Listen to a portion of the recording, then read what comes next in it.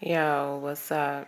This is Fee, and I'm coming into you right now to share a tutorial with you of a quick and easy dessert that you can make for your family to have during the week right after dinner.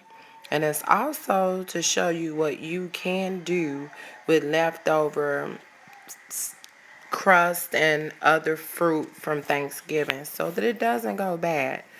Okay, everyone, good people, let's get started. First, you want to start with your fruit that you're going to use. Make sure it's cubed already and the skin is removed from the fruit.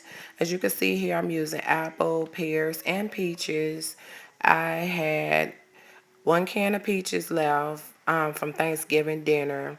Then I had a few apples and pears on my counter that were going to get ready to start turning into a brown color, so I wanted to go ahead and use them because I didn't want to waste the fruit. Next, we have just showing you once you incorporate all of the fruits in one pan together, add cinnamon, sugar, a half a stick of butter, and go from there and slow simmering until it all starts getting soft, and then let it boil. Here Also, here we want to show the crust that I'm using that I had left over from Thanksgiving as well. I didn't want it to go to waste, so this box includes 2 pie crusts that I decided to use. And next, here is just the skin showing that please peel the fruit. You can eat the skin if that's your preference, but I don't choose to eat the skin on the fruit because I don't want the chemicals and all of the things that they spray the fruit with. Although I clean the fruit, I still don't trust the skin, so I'm not going to eat that or feed it to my family. And so that's just showing you that I peeled it. I used Del Monte peaches and again Pillsbury crust. I'm not plugging these companies. I am not being paid for this video. This is just what I had left over from Thanksgiving and what I'm using.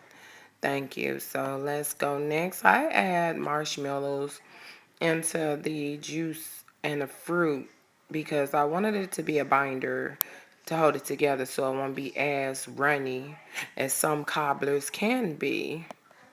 So once all of that begins to be put together, I want to show you the other tools that I use. Here I have a quarter cup of butter that I melted into a bowl. I have my crust. I'm using a Anchor's glass pan, well, baking pan, if that's what you want to call it. And then I have my rolling pan.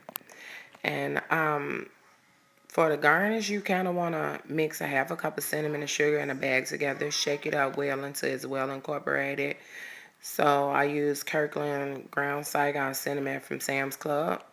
So next, just showing sugar being added to. And so next, once you take out the crust, it's going to be rolled up. So you want to flatten it out on your counter. Clean your counter first. Please clean your counter. Then you spread it out with the rolling pin and add sugar and butter after you wipe it with butter first. You want the butter on there to coat it so that the sugar and cinnamon sticks, and plus it makes the crust flakier. Next, you just want to add your beautiful crust to the desired pan that you decide to use. No, it's not going to fit all the way to the top. You really don't want it to because it's not a pie, it's a cobbler. And so this is just me showing you I used a knife to make some indentures on the crust just for the added effect of the look of it. Next, you want to take your second roll of crust and you want to layer it with butter first and cinnamon and sugar mixture, and then you want to cut it in strips sort of like you would do a apple pie, but again, this is a cobbler. And so next, this is just me showing you after 30 minutes my fruit mixture with the marshmallows was brought to a boil, and then I turned it off and I let it sit while I complete the other task. Next task is me showing you adding the fruit mixture, the cobbler mixture into the crust pan on top of the crust. And here just a smaller video tutorial real quick in the middle of this video just to show you how I just decided to braid the crust together for a beautiful effect. That was something that I thought I'd want to do. And then next, this is just me showing you the braided effect with the sugar, cinnamon and sugar mixture added. And again, I use Pillsbury crust. Normally, I try to use homemade crust, but again, this is what I had on hand, so I didn't want it to go to waste. This is an up close and beautiful picture of the braided crust. Put in the pan on top of the cobbler, and the juices are seeping through, and that's what you really want it to do. Next we have, I'm putting the oven on 350 for 22 minutes is what I did, because this is just like a very small portion of peach cobbler. I normally make a large portion, but because this is during the week, dinner time, dessert, I just wanted to make a small portion of it so it doesn't need to bake that long. Next we have the finished product.